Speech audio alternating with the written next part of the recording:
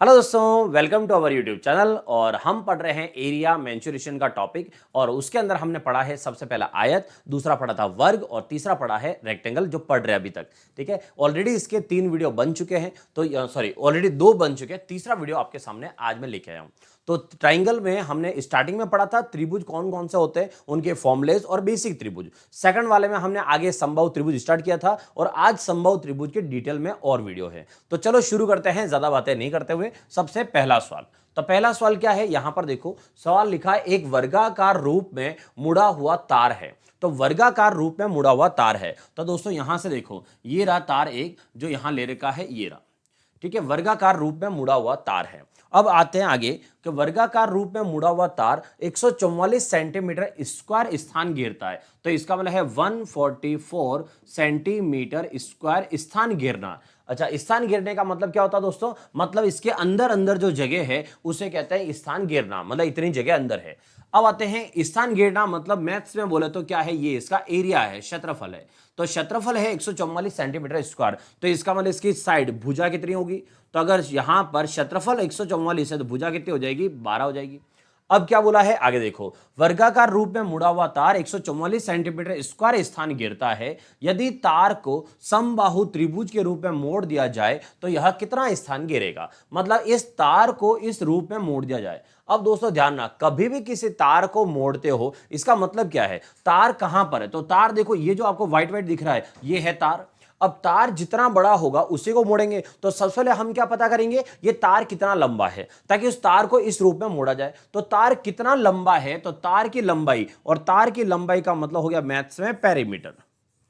तो यहां से हम निकालेंगे तार की लंबाई, मतलब इसका परिमाप कितना है। अब आप देखो, यहां से भुजा कितनी है दोस्तों, 12 है, और 12 12 कितनी बार है, 4 बार। तो 12 12 है यहां पर 4 बार, क्योंकि एक साइड 12 है, तो यहां से 4 साइड हो गई, तो 4 × 12, ये हो गया 48। इसका मतलब हो गया 48 सेंटीमीटर क्या है, इस तार की लंबाई हो गई 48 सेंटीमीटर। अब क्या करना है आगे, तो अब यहां से क्या करेंगे, इस तार को इस रूप में मोड़ेंगे। अब तार को अगर इस तरह से मोड़ते हैं, और वो भी समबाहु त्रिभुज, समबाहु त्रिभुज का मतलब है तीनों साइड इक्वल करो। अब यहां पर देखा जाए तो टोटल तार की लंबाई है 48, और 48 को 3 बराबर टुकड़ों में अगर बांटना है तो 48 में डिवाइड कर दो 3 का, ताकि यहां से एक एक भुजा पता चल जाए। तो 48 डिवाइड बाय 3 मतलब कितना हो गया, 16। इसका मतलब यहां पर इसकी एक एक भुजा कितनी हो जाएगी, 16 16 16 हो जाएगी। क्लियर। उसके बाद आगे आगे क्या दिया, इस तार को समबाहु त्रिभुज में मोड़ा जाए, जो कितना स्थान घेरेगा, मतलब हमें निकालना है इसका एरिया, मतलब इसका क्षेत्रफल कितना है।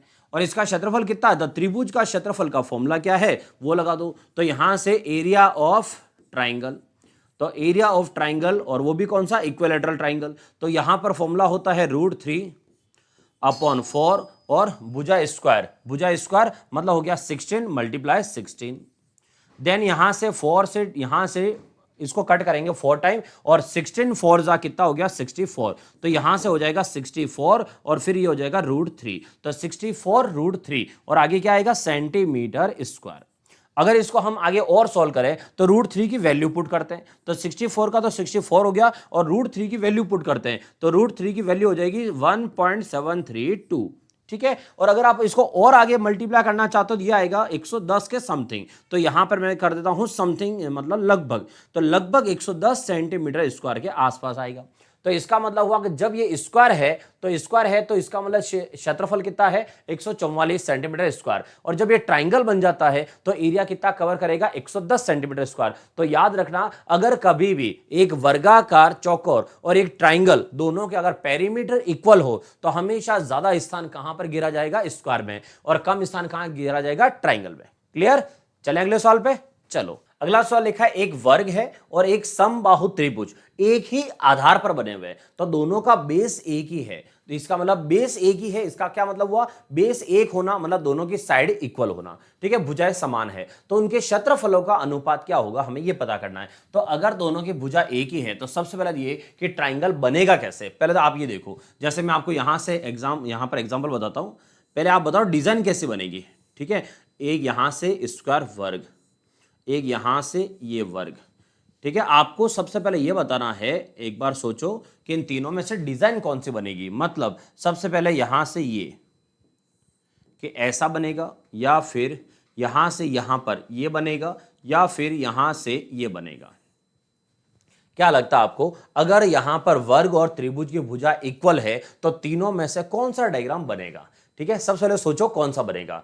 अगर दोनों एक ही भुजा पर बने हुए हैं तो, क्योंकि अगर आप माना कि एक नीचे बना दोगे तो फिर आपको यहां से दिक्कत ही नहीं है वाली। लेकिन अगर मैं कहूं कि ऐसे बनाओ तो बताओ तीनों में से कौन सा बनेगा। अब आपके सामने मैं लेके आता हूं कि ओरिजिनल में अगर अपन बनाए तो शेप कैसा बनेगा। चलो देखो, यहां से मैं शेप बनाता हूं, ठीक है, और यहां से शेप देख लेते हैं कितना क्या है। देखो 5.5 5.5, तो यहां से थोड़ा पास में कर लेते हैं तो 5.6, ये देखो 5.6, ठीक है, दिख रहा है सबको। तो ये मैंने ले लिया है 5.6 5.6, सब जगह 5.6 ले लिया। अब अपन लेते हैं ट्राइंगल।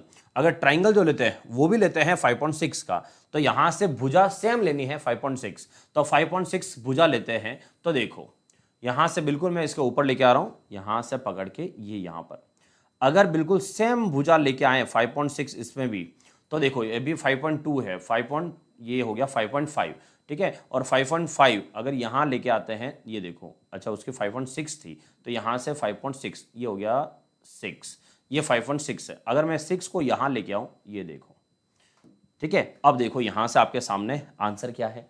तो याद रखना कभी भी दोस्तों कि यहां से डिजाइन कौन सी बनेगी उसके लिए। अब यहां पर बहुत सारे सोचेंगे बाहर जा रहा, लेकिन नहीं है। अभी ये मत सुना सही हो गया डायग्राम, अभी सही नहीं है।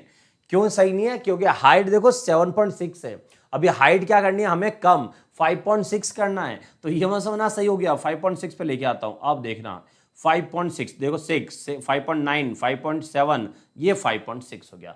अब जाके 5.6 5.6 5.6 हो गया, ठीक है। और अगर ये रहा स्क्वायर, आप इसको भी टच करके देखा तो आपको देखो कितना लिखा, 5.6 5.6 5.6। इसका मतलब हुआ यहां से अब जाके दोनों की भुजाएं क्या हुई है, इक्वल हुई है। तो अगर कभी भी स्क्वायर और ट्राइंगल दोनों की साइड इक्वल हो तो याद रखना कि ये वाला जो ये डिस्टेंस है, ये डिस्टेंस यहां पर कभी टच कर ही नहीं सकती। क्योंकि आप घर पे भी जानते हो, जैसे कोई घर पे अगर लंबी सीढ़ी है या फिर समझो बांस की लकड़ी है, कोई भी ऐसी चीज है जो नीचे फर्श से लगाकर छत को टच कर रही है, अगर उसको हल्का सा हम झुकाएंगे तो उसकी लंबाई तो उतनी रहेगी, लेकिन जैसे हम हल्का सा झुकाएंगे वो ऊपर से टच होना छोड़ देगी, मतलब थोड़ा सा झुक जाएगी। तो आप समझो कि यहां से यहां तक ये जो है, अगर मैं कहूं यहां से यहां तक ये 5.6 है, अब 5.6 लंबाई है, अगर मैं इसको टर्न करूंगा तो वहां से नीचे झुकी जाएगी, तो इसका मतलब है यहां से वो यहां पर आ जाएगी। तो इसका एक्चुअल में जो डायग्राम है, रियल डायग्राम, वो ये है। ये दोनों डायग्राम गलत है, ठीक है। ये तो हो गया डायग्राम की बात। चलो आगे बढ़ते हैं। अब आते हैं यहां से सवाल जो है, उस सवाल की बात करते हैं। तो चलो आप साइड में हो जाओ, अब सवाल की बात करते हैं। सवाल में लिखा है कि इनके क्षेत्रफल का अनुपात बताओ। तो क्षेत्रफल का अनुपात, तो पहले ले लेते हैं वर्ग का क्षेत्रफल, वर्ग का क्षेत्रफल, और फिर ले लेते हैं त्रिभुज का क्षेत्रफल। अब वर्ग का क्षेत्रफल क्या होता है दोस्तों, भुजा स्क्वायर, तो भुजा स्क्वायर, और यहां त्रिभुज का क्षेत्रफल क्या होता है, √3/4 मल्टीप्लाई भुजा स्क्वायर, ठीक है। और दूसरा ये है कि भुजा दोनों की सेम है, जो इसकी भुजा है वही भुजा उसकी है, तो इसका ना दोनों की भुजाएं सेम है। अगर भुजा सेम है तो इसका मतलब भुजा से भुजा तो कैंसिल आउट हो जाएगा। अब यहां सब कट गया तो कितना बचा, एक बचा है, और यहां पर देखा जाए तो कितना बचा है, √3/4 बचा हुआ है। अब जो नीचे 4 है इसको क्रॉस पे मल्टीप्लाई कर दो, तो 4 इधर आ जाएगा तो कितना हो जाएगा, ये 4 हो गया, और यहां से 4 और इधर कितना हो गया, √3। इसका मतलब आंसर कितना हो गया, 4√3।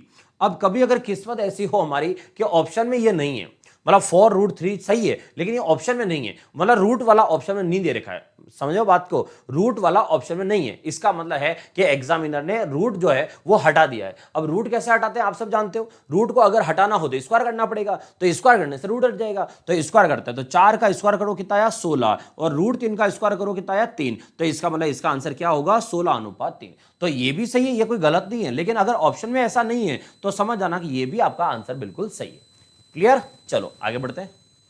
अगला सवाल, यदि एक संभव त्रिभुज के प्रत्येक भुजा को दुगुना कर दिया जाए तो नए त्रिभुज का क्षेत्रफल पुराने त्रिभुज के क्षेत्रफल का कितना गुना हो जाएगा, के गुना मतलब कितना गुना हो जाएगा। तो इसका मतलब है कि जो त्रिभुज की भुजा है उसको डबल कर दो। तो अब आते हैं त्रिभुज की भुजा को डबल करें, तो यहां से मैं लिखता हूं एरिया, AR, ठीक है, एरिया ऑफ ट्राइंगल। अब इतना सा लिख रहा हूं, अब आप समझ आना, ठीक है। तो एरिया ऑफ ट्राइंगल, त्रिभुज का क्षेत्रफल क्या होता है, तो त्रिभुज का क्षेत्रफल वो भी कौन सा, संभव त्रिभुज, √3/4 इंटू भुजा का स्क्वायर, राइट, ये भुजा का स्क्वायर हो गया। क्लियर। अब आगे क्या करना है, अब आगे यहां से क्या लेना है, तो यहां से वो कह रहा है कि भुजा को डबल कर दिया जाए, मतलब जो भुजा पहले थी अब उसको क्या कर दिया जाए, भुजा का डबल कर दिया जाए। तो भुजा को डबल कर दिया जाए मतलब कुछ ऐसा, जहां भुजा लिखा है अब वहां ये लिखो, कहने का मतलब ये हो गया। तो चलो ये लिख देते हैं, तो यहां से वापस लिखते हैं एरिया ऑफ ट्राइंगल। तो एरिया ऑफ ट्राइंगल क्या हो गया, √3/4 मल्टीप्लाई भुजा का स्क्वायर। तो भुजा का स्क्वायर मतलब भुजा इंटू 2, इस पूरे का स्क्वायर कर लो, कहने का मतलब ये हो गया। ठीक है, अब आगे बढ़ते हैं। √3 का √3 हो गया, बटा में 4 का 4 हो गया, भुजा का स्क्वायर तो ये हो गया भुजा स्क्वायर। ठीक है, और इंटू 2 का स्क्वायर ये हो गया 2 स्क्वायर, और 2 स्क्वायर दोस्तों कितना होता है 4, तो 2 स्क्वायर 4 मतलब 4 से 4 कैंसिल हो गया। अब यहां से क्या बचा है, तो यहां से क्या बचा, तो √3 इंटू भुजा स्क्वायर ये बचा हुआ है। अब मैं आपको बताता हूं गलती क्या होती है, जो गलती हो चुकी है यहां पर, मतलब बहुत सारे स्टूडेंट यही करेंगे कि 2 का स्क्वायर को 4 से काट देंगे और फिर वो सोचेंगे अरे गुणा किसका हुआ। तो पॉइंट को समझना दोस्तों, अभी जो यहां हुआ है इसको अच्छे से वापस समझना, मैं आपको समझाता हूं क्या हुआ है। अगर कभी भी ऐसा सवाल आए ना कौन किसका कितना गुना हुआ है, तो याद रखना यहां कौन किसका कितना गुना हुआ है, उस कंडीशन में जो आपका पुराना क्षेत्रफल होता है उस पुराने क्षेत्रफल को छेड़ना भी नहीं है, मतलब उसको नहीं काटना है, उसको कुछ नहीं करना है। तो इसका मतलब क्या हुआ, तो भुजा का भुजा स्क्वायर 2 का स्क्वायर 4, तो यही तो है हमारा आंसर। तो 2 का स्क्वायर कितना हुआ 4, इसका मतलब है कि जो पुराना वाला आपका क्षेत्रफल है ये देखो √3/4 इंटू भुजा स्क्वायर, वो है जैसे का जैसे ही है, उसके पीछे कितना लग गया 2 का स्क्वायर लग गया, इसका मतलब जो पुराना क्षेत्रफल है उसका 4 गुना हो गया है। तो यहां से इसको ऐसे लिख सकते हैं 4 इंटू √3/4 इंटू भुजा स्क्वायर, मतलब जो पुराना वाला क्षेत्रफल है, तो जो पुराना वाला क्षेत्रफल है उस क्षेत्रफल का कितना गुना कर दो, 4 गुना कर दो।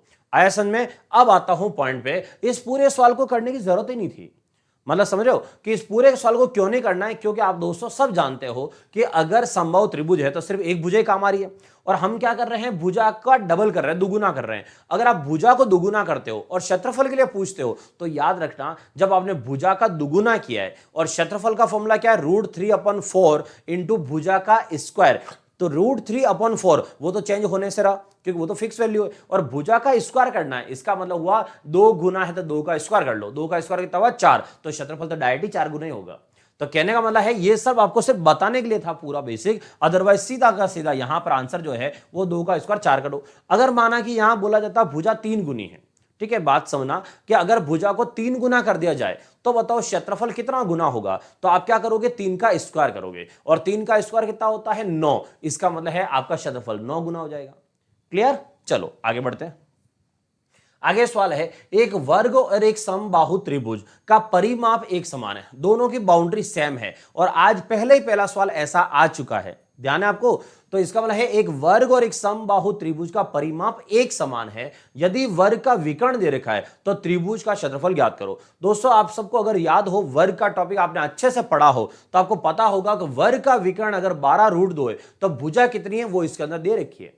याद आया कुछ, वर्ग का विकर्ण क्या होता है, तो वर्ग के विकर्ण के लिए आपको सबको पढ़ा रखा है ये कि यहां से अगर कभी भुजा ये 12 हो, ये भुजा अगर 12 है, मतलब सारी भुजा वर्ग में सेम ही होती है, तो भुजा अगर 12 हो तो इसका मतलब है उसका विकर्ण कितना होगा, तो विकर्ण क्या होगा भुजा √2, मतलब भुजा के पीछे √2 लग जाएगा, तो इसका मतलब विकर्ण कितना है 12√2।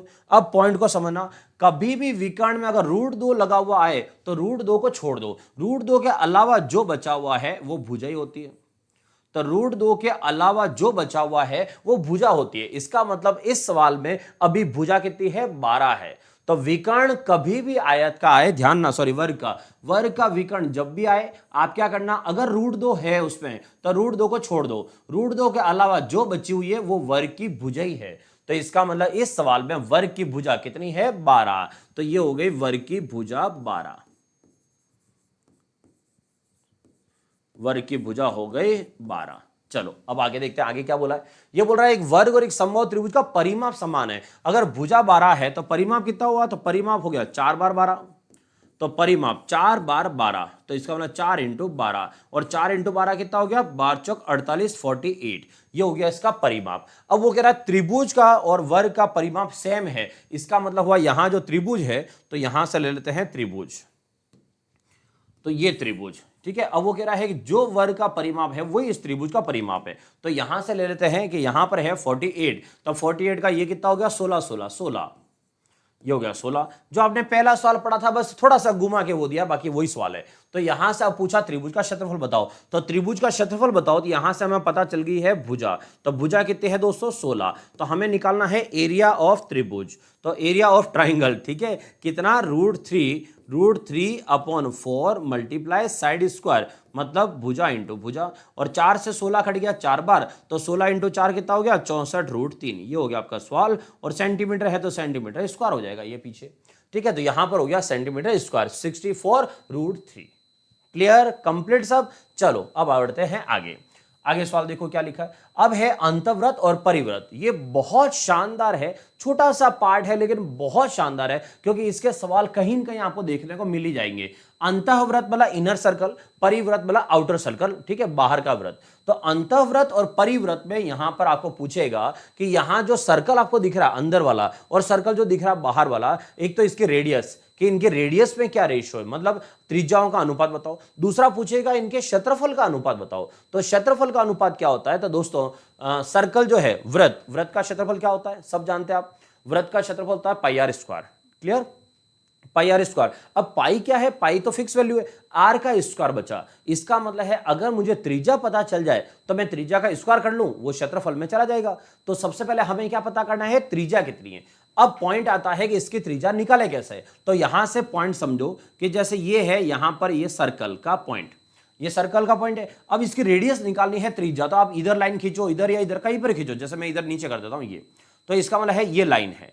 अब ये लाइन क्या है, इसकी रेडियस है। तो इसका मतलब है ये सेंटर हो गया और सेंटर से ये रेडियस हो गई, त्रिज्या हो गई।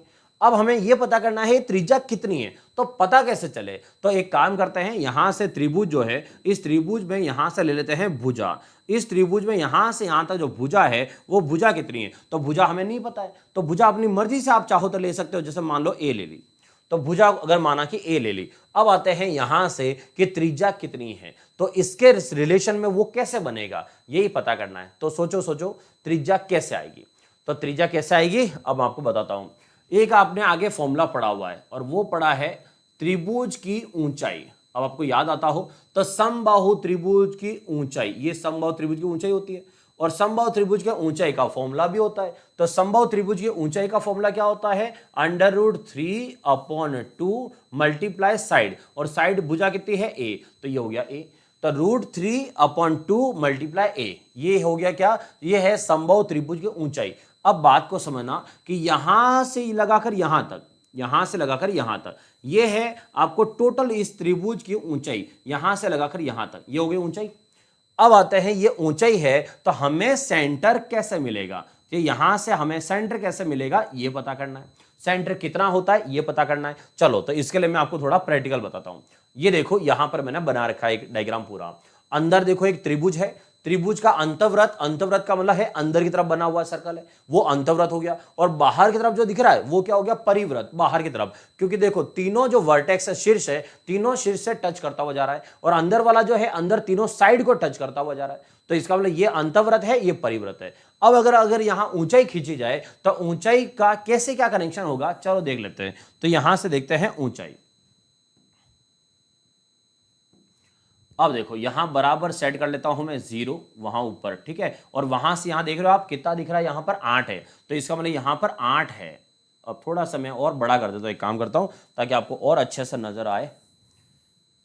तो यहां से थोड़ा और बड़ा करके मैं 9 कर देता हूं, तो यहां तक ये हो गया 9, ठीक है। अब देखो तो यहां से मैं ले लेता हूं ये, यहां तक हाइट टोटल दिख रही है सबको अच्छे से, ठीक है। ऊपर देखो 0 दिख रहा है, यहां देखो 9 दिख रहा है। अब मैं यहां से ऊपर से नीचे एक लंब डाल रहा हूं, ठीक है। अच्छा सॉरी मैंने गलती कर दी।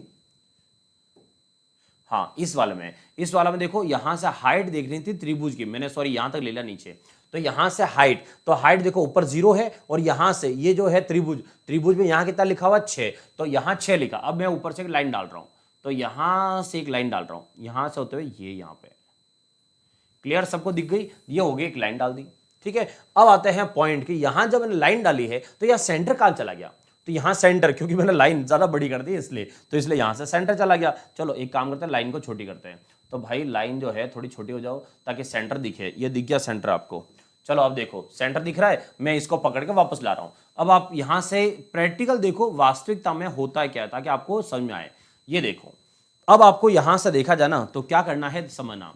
तो यहां पर कितना लिखा हुआ है, ये वाला है 6, ठीक है दिख रहा है यहाँ पे, ये 6 है, यहाँ हल्का सा पॉइंट कर दिया 6। अब आप देखो ये वाला यहाँ कितना है, ये वाला यहाँ देखो ये 4 लिखा हुआ है, यहाँ 4 लिखा हुआ है, यहाँ देखो यहाँ कितना लिखा हुआ है, ये 6 लिखा हुआ है, ठीक है। तो अब समझना यहाँ कितना लिखा है, यहाँ 2 लिखा हुआ है, और यहाँ कितना लिखा हुआ है, 0 लिखा हुआ है। ये आपके स्केल के सामने एक एक चीज यहाँ प्रूव करके हम समझ रहे हैं ताकि आपको आगे कभी भी पढ़ो तो ध्यान रहेगा आपको कि हाँ कहीं न कहीं हमने गिन के पढ़ा था।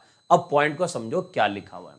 जो अंतःव्रत होता है और जो परिव्रत होता है, इनका जो सेंटर होता है, केंद्र होता है, ये केंद्र, वो केंद्र जो है, वो केंद्र जो होता है। अब आते हैं रेडियस। रेडियस की बात करें तो एक्चुअल में क्या है, जो ऊपर से नीचे ऊंचाई डाली जाती है, जो समबाहु त्रिभुज की ऊंचाई होती है, वो जो ऊंचाई है, ये केंद्र उस ऊंचाई को 2:1 में बांट देता है। तो ये आपने अक्सर पढ़ा होगा कि जो अंतःव्रत का केंद्र होता है वो माध्यिका को, मीडियन को 2:1 में बांट देता है। तो एक्चुअल में वो ये है, देखो यहां पर लिखा हुआ है भाई 4 से 6 मतलब यहां से 2 सेंटीमीटर हुआ, 2 से 4 मतलब यहां पर 2 सेंटीमीटर हुआ, और 0 से 2 मतलब ये 2 हुआ। इसका मतलब है कि ये जो आप देख रहे हो यहां से ऊपर तक ये जो ऊंचाई है वो कोई और नहीं है, वो जितनी आपकी रेडियस है ना उतनी ही है। इसका मतलब यहां 2 सेंटीमीटर, यहां 2 सेंटीमीटर, वो भी 2 सेंटीमीटर। तो अगर मैं कहूं कि यहां से बड़ी वाली ऊपर वाली ये रेडियस कितनी है, क्योंकि ये रेडियस कौन सी है, परिव्रत है, तो बाहर वाला जो आपको आउटर सर्कल दिख रहा है उसकी रेडियस ये बड़ी वाली है। तो बड़ी वाली त्रिज्या कितनी हो गई, 4, और छोटी वाली त्रिज्या कितनी है दोस्तों, तो 2 है। इसका मतलब हो गया अंतःव्रत और परिव्रत की त्रिज्याओं का कभी अनुपात निकालना हो तो अब आपको निकालना कभी नहीं पड़ेगा, क्योंकि अंतःव्रत की जो त्रिज्या होती है अगर वो 2 है तो परिव्रत की त्रिज्या कितनी होगी, 4। अगर अंतःव्रत की त्रिज्या 1 है तो परिव्रत की त्रिज्या कितनी हो गई, 2। इसका मतलब है त्रिज्याओं का अनुपात हमारे सामने आ चुका है। तो यहां से अगर कहा जाए कि दोनों त्रिभुज जो है उनकी त्रिज्याओं का अनुपात बताओ, तो अंतःव्रत की त्रिज्या अनुपात परिव्रत की त्रिज्या, तो अंतःव्रत की त्रिज्या अनुपात परिव्रत की त्रिज्या का अनुपात क्या होगा आपको ये पता करना है, ठीक है। तो इसका मतलब है अंतःव्रत की त्रिज्या है, तो अंतःव्रत की त्रिज्या कितनी है, अगर 2 है तो परिव्रत की त्रिज्या अभी आपके सामने लिखी कितनी आई थी, 4 आई थी। तो अंतःव्रत की त्रिज्या 2 है तो परिव्रत की त्रिज्या कितनी है, 4 है। क्लियर। अगर मैं यहां से 2 से 4 काट दूं तो कितना हो गया, 1:2 हो गया, ये 1:2 हो गया। इसका मतलब है कि अंतःव्रत की त्रिज्या और परिव्रत की त्रिज्या का अनुपात क्या है, 1:2 है। क्लियर, 1:2। तो याद रखना कभी भी परिव्रत की त्रिज्या इससे डबल होती है। दूसरा, और अगर आपसे यह पूछा जाए कि इनके क्षेत्रफल का अनुपात बताओ, अब क्या करोगे, तो क्षेत्रफल का अगर अनुपात बताना है तो आप ये सोचो भाई आपको आर तो पता है ना, त्रिज्या तो पता है, अगर क्षेत्रफल का अनुपात पता करना है तो मैं यहां लिख देता हूं एरिया, क्षेत्रफल 1 और क्षेत्रफल 2, ये 1 और 2। अगर आपको क्षेत्रफल का अनुपात निकालना है तो क्या करोगे भाई, यहां पर लिखना है पाई, ये हो गया पाई, पाई आर स्क्वायर, इधर भी हो गया पाई आर स्क्वायर, ये 1 और ये 2, ठीक है। ये पाई से पाई कैंसल। अब त्रिज्या है, उस त्रिज्या पहली का स्क्वायर था 1 का स्क्वायर 1, और त्रिज्या दूसरी का स्क्वायर 2 का स्क्वायर कितना, 4। इसका मतलब क्या हुआ, इसका मतलब है 1:4। तो अब ध्यान ना दोस्तों, ये सब समझाने के लिए पूरा काफी बहुत कुछ है, अभी तो आगे निकालना बाकी है, लेकिन आपको अगर इतना सा पूछे तो आपका काम हो गया। मतलब अगर त्रिज्याओं का अनुपात पूछे तो 1:2 हो गया, क्षेत्रफल का अनुपात पूछे तो 1:4 हो गया है, खत्म। अब आते हैं कि अगर आपसे एग्जाम में यह पूछा जाए कि बताओ यहां अंतःव्रत जो है उस अंतःव्रत की त्रिज्या होती क्या है, रिलेशन में पूछा जाए, इस यहां पर त्रिभुज के रिलेशन में कि अंतःव्रत की त्रिज्या कितनी होगी, आप तो ये निकाल के बताओ। तो अब हमें बताना पड़ेगा कि अंतःव्रत की त्रिज्या होगी कितनी। तो चलो अंतःव्रत की त्रिज्या निकालते हैं दोस्तों। तो अंतःव्रत की त्रिज्या समझो, जो यहां से लगाकर यहां तक ये पूरी जो हाइट है, ठीक है, तो ये जो पूरी हाइट है यहां से यहां तक, ये क्या है, ये पूरी ऊंचाई, ठीक है। अब पूरी ऊंचाई कितनी होती है, अब मैं आपको एक एक पॉइंट समझा रहा हूं, अब समझना। समबाहु त्रिभुज की ऊंचाई कितनी होती है, √3/2 इंटू भुजा, राइट। ये है समबाहु त्रिभुज की ऊंचाई,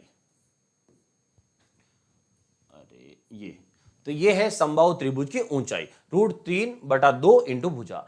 अब मैं आपसे ये कहूं कि बताओ यहां से यहां तक का एरिया ये कितना हुआ, तो हमने अभी पढ़ा है कि 1:2 में होता है। तो बड़ा वाला पूरा 2 हिस्सा है, नीचे वाला 1 हिस्सा है, लेकिन एक हिस्सा किस में से, एक हिस्सा बोल रहा हूं मैं, तो एक हिस्सा किस में से, तो भाई यहां से यहां तक टोटल देखा जाए तो 1:2 मतलब 3 हिस्से हो गए।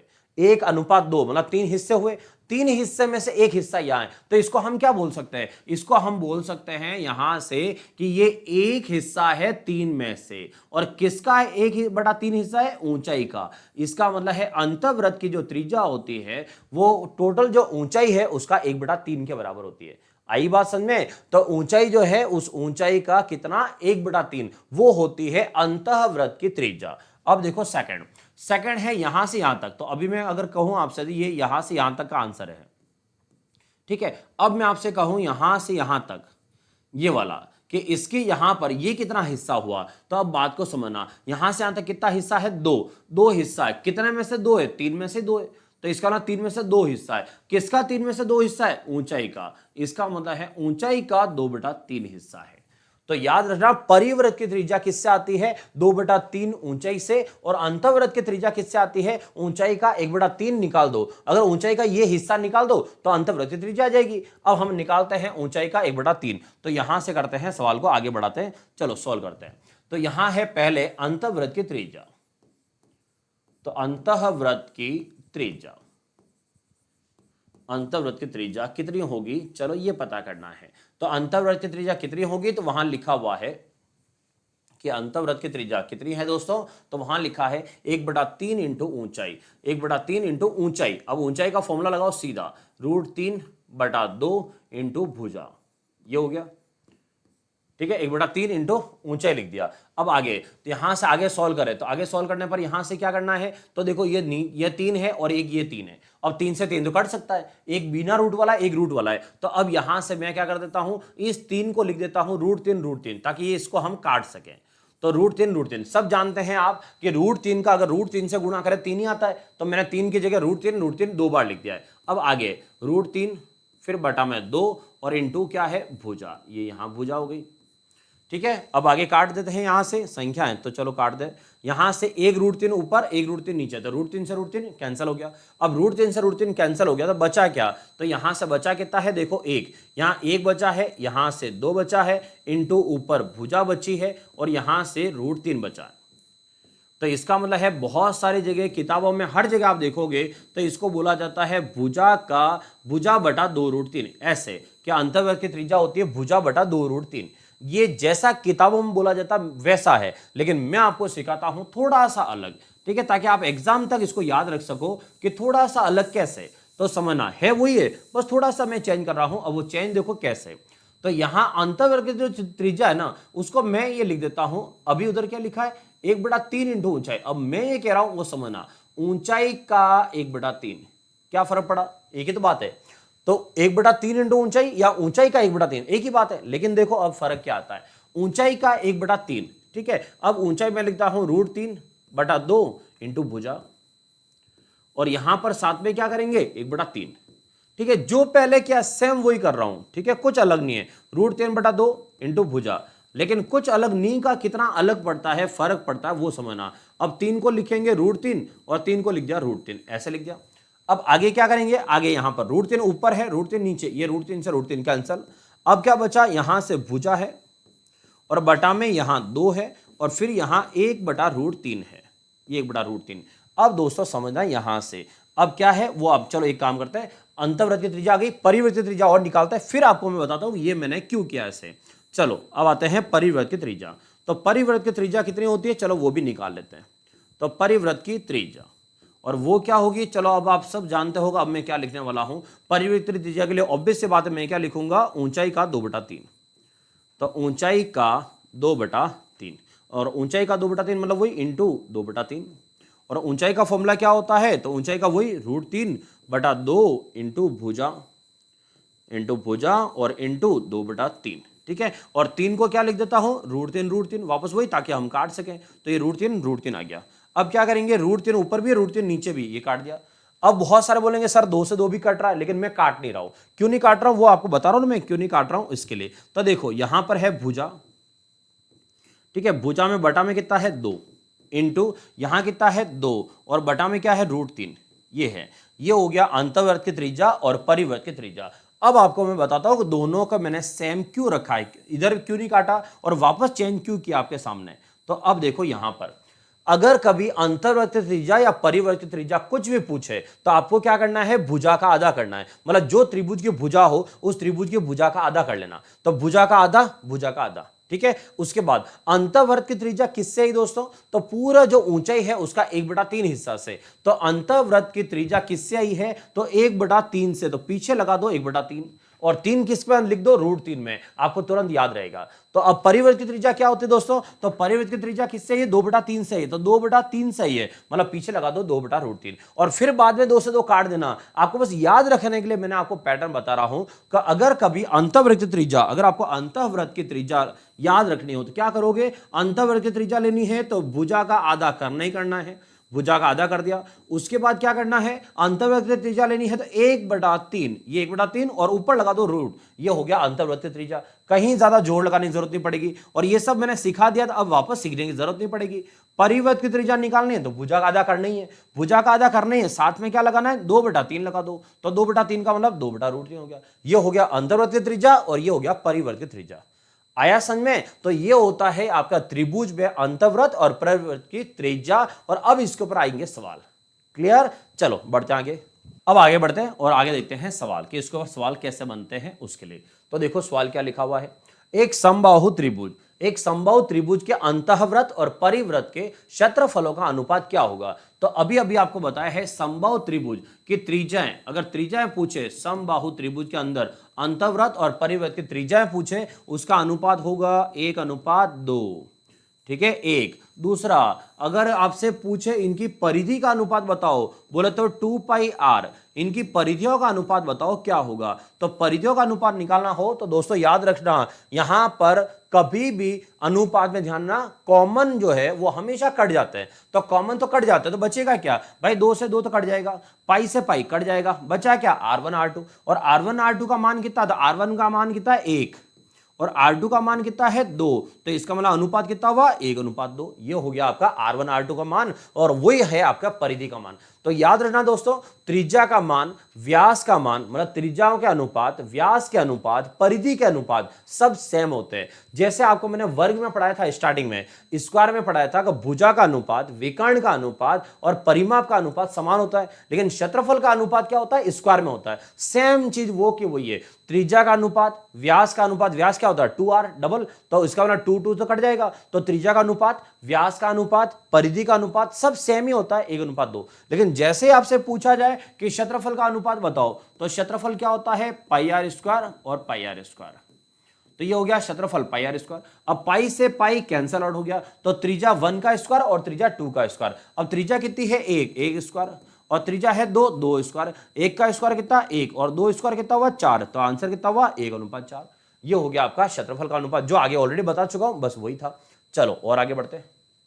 आगे लिखा है एक वर्ग के अंतःवृत्त और परिवृत्त के क्षेत्रफलों का अनुपात। क्या पूछा है, वापस पढ़ना, यहां लिखा है वर्ग, तो एक वर्ग के अंतःवृत्त और परिवृत्त के क्षेत्रफलों का अनुपात निकालना है। मतलब वापस हमें रेडियस निकालनी पड़ेगी और रेडियस आ जाएगी तो अनुपात आ ही जाएगा क्षेत्रफल का। तो देखते हैं चलो रेडियस। तो इस बार आपको मैं अनुपात जो है ये सब इससे लाता हूं, शेप से। तो एक शेप ले लेते हैं स्क्वायर का, ये ले लिया स्क्वायर, स्क्वायर सेम है 4.8 4.8, ये 4.7 है, चलो 5 ही कर देते हैं, ये हो गया 5, ठीक है। तो ये हो गया यहां से भुजा 5 5 5 वर्ग हो गया। अब एक वर्ग के अंतःवृत्त, तो अंतःवृत्त लेते हैं, तो अंतःवृत्त और परिवृत्त, तो अंतःवृत्त, चलो अंतःवृत्त, अंतःवृत्त आई थिंक यहां से बैठाते हैं, बैठ जाए, थोड़ा सा बाहर आ रहा है, हाँ लगभग लगभग बैठा है, लेकिन नहीं फिर भी थोड़ा सा बाहर तो है। तो हम ले लेते हैं थोड़ा सा अंदर,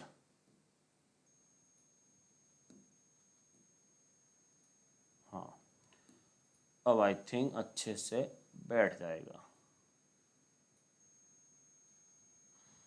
ये हो गया अंतःवृत्त जो है, अंतःवृत्त रेडियस देख रहे हो, रेडियस है 2.5, तो 2.5 रेडियस है, त्रिज्या है, तो इसका मतलब पूरी भुजा हमने कितनी ली थी 5। तो यहां से मैं वापस हटा देता हूं, ये हो गया इसका सेंटर भी। ठीक है, चलो यहां पर आते हैं। अब ये तो हो गया अंतःव्रत, अब लेते हैं परिव्रत। चलो परिव्रत भी ले लेते हैं साथ में। तो परिव्रत में क्या है, देखो परिव्रत जाएगा बाहर इसके शीर्ष से, तो इसका मतलब है यहां से ले लेते हैं परिव्रत।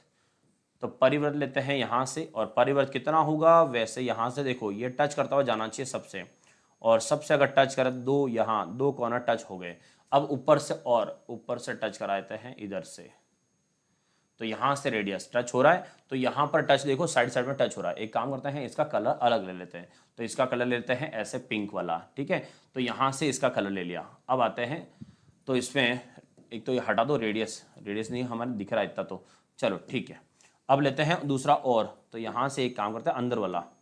तो अंदर जो सर्कल दिख रहा है, अरे भाई अंदर सर्कल दिखाओ, सर्कल। तो यहां से एक काम करता हूं, सर्कल ये तभी दिखाएगा जब मैं साइड में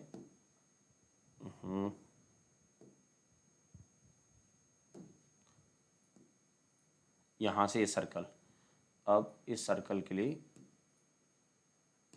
और यहां पर, हाँ अब ठीक है, अब ठीक है, नाइस।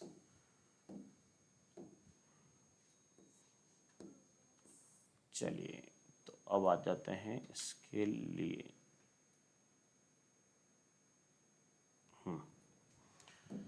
चलो अब देखो यहां से जो अंतःव्रत और परिव्रत की त्रिज्या है, वो त्रिज्या क्या होगी उसको समझो। तो अगर अंतःव्रत की त्रिज्या की बात करें, तो अंतःव्रत की त्रिज्या, अच्छा दूसरा एक और, आपको एक और दिक्कत करेगा कि इसकी रेडियस शो हो रही है। चलो रेडियस हटा देता हूं। ठीक है, अब देखो अंतःव्रत की त्रिज्या कितनी होगी, तो अंतःव्रत की त्रिज्या कितनी होगी दोस्तों, ये तो हो गया इसका सेंटर। ठीक है, अब आता है कि इसकी त्रिज्या कैसे निकालेंगे। कभी भी एक डिजाइन के अंदर अगर दूसरी डिजाइन आती है, जैसे स्क्वायर है, ये ग्रीन ग्रीन जो आपको दिख रहा है वर्ग, उस वर्ग के अंदर अगर कोई सर्कल या कोई भी आकृति आ जाए, वो जहां पर टच करती है, तो यहां से सीधी लाइन ये यहां से यहां पर टच करती है, वहां से ले लिया करो, आपको मिल जाएगी इसकी रेडियस कितनी है। अब यहां से यहां टच करी तो वो क्या है, वो देखा जाए तो इस वृत्त के लिए, सर्कल के लिए क्या है, डायमीटर व्यास है। तो इसका मतलब वो वृत्त का व्यास है, तो वृत्त का तो वो व्यास है। ठीक है, लेकिन लेकिन इस स्क्वायर के लिए क्या है, तो स्क्वायर के लिए यहां से यहां तक क्या है ये, तो स्क्वायर के लिए यहां से यहां तक ये भुजा है। तो इसका मतलब है वर्ग की भुजा है, तो वर्ग की भुजा हो गई। अब यहां से भुजा आप X Y Z A B C D कुछ भी रखो, भुजा अगर रखना जो भी रखो, अगर ये त्रिज्या आर है तो ये त्रिज्या आर है, तो भुजा कितनी हो जाएगी 2r हो जाएगी देखा जाए तो वृत्त का व्यास कितना होता है, त्रिज्या का डबल। और वर्ग की भुजा का नाम, तो वर्ग की भुजा का नाम माना कि ए दे दो, तो ये वर्ग की भुजा क्या हो गई, ए हो गई। अब आते हैं भुजा ए है, तो त्रिज्या का मान कितना होगा, तो त्रिज्या अगर निकालना हो तो त्रिज्या क्या हो जाएगी, भुजा की आधी, ये त्रिज्या हो गई, ये हो गई भुजा की आधी। डन, ये है अंतःव्रत की त्रिज्या। अब आते हैं परिव्रत की त्रिज्या क्या होगी, तो दोस्तों देखो परिव्रत की त्रिज्या क्या होगी, तो सेंटर तो वापस वही है। अब परिव्रत की त्रिज्या कहां से लाओगे, तो परिव्रत के लिए आपको क्या करना पड़ेगा, जहां पर सर्कल टच हो रहा है, कहां किससे, स्क्वायर से, तो जहां टच हो रहा है आपको वो लेना है। अब आते हैं कि टच कहां हो रहा है, ये देखो या तो इधर से इधर या फिर इधर से इधर टच हो रहा है। तो अगर मैं यहां से यहां ले जाता हूं ये लाइन, ये देखो यहां से यहां तक, अगर इसको टच करते हैं तो देखो ये पिंक जो आपको सर्कल दिख रहा है, इस पिंक सर्कल को यहां से यहां टच करता है, तो ये पिंक वाले सर्कल के लिए ये लाइन क्या है, उसका व्यास है। लेकिन अगर ये अपन बात करें इसकी वर्ग की, तो वर्ग के लिए ये क्या है, तो वर्ग के लिए आप सब जानते हैं, ये देखो मैं लाइन बनाता हूं, वर्ग के लिए क्या है, ये इसका विकर्ण है। तो वर्ग का ये विकर्ण हो गया ये वाला, तो ये वर्ग का विकर्ण है, और बड़े वाले वृत्त के लिए क्या है, व्यास है। तो इसका मतलब वृत्त का तो व्यास है, तो वृत्त का तो व्यास है, लेकिन वर्ग का विकर्ण है, यह वर्ग का विकर्ण है।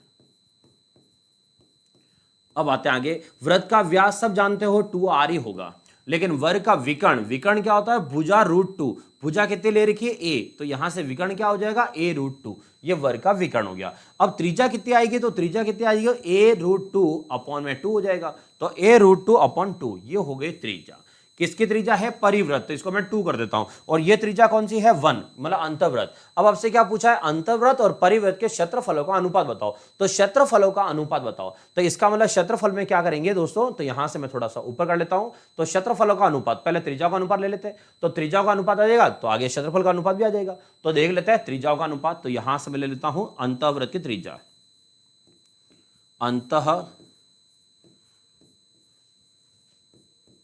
वृत्त की त्रिज्या अनुपात परिवृत्त की त्रिज्या।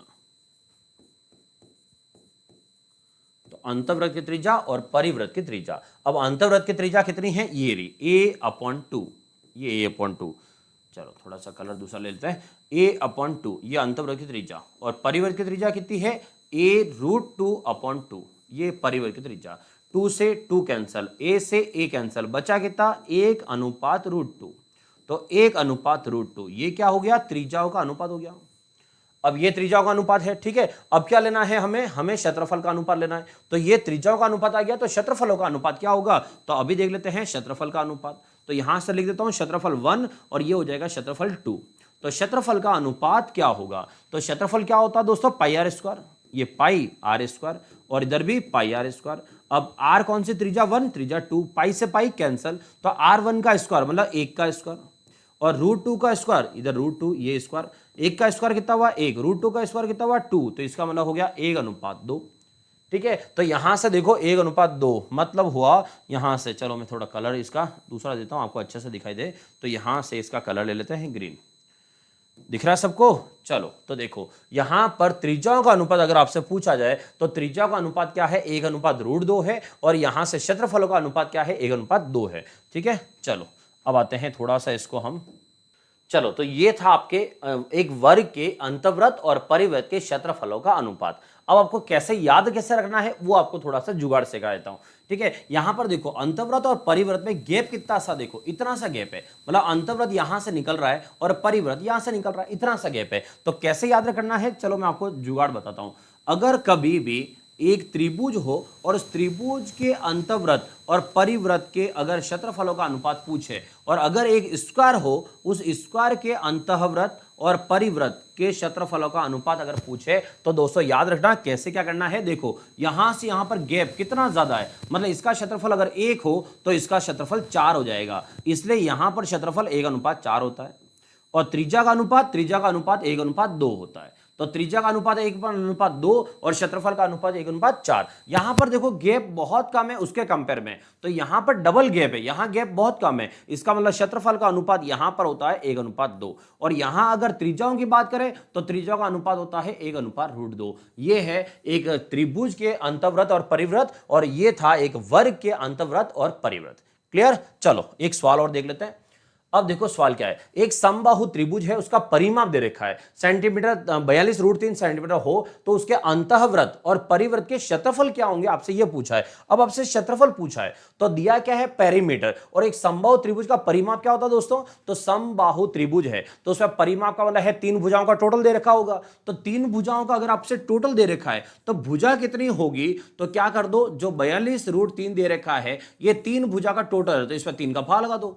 3 का भाग लगाओगे तो भुजा आ जाएगी, तो 3 का भाग लगाओ कितना आया 14√3, इसका मतलब भुजा हो जाएगी 14√3 सेंटीमीटर। ये हो गई इसकी भुजा।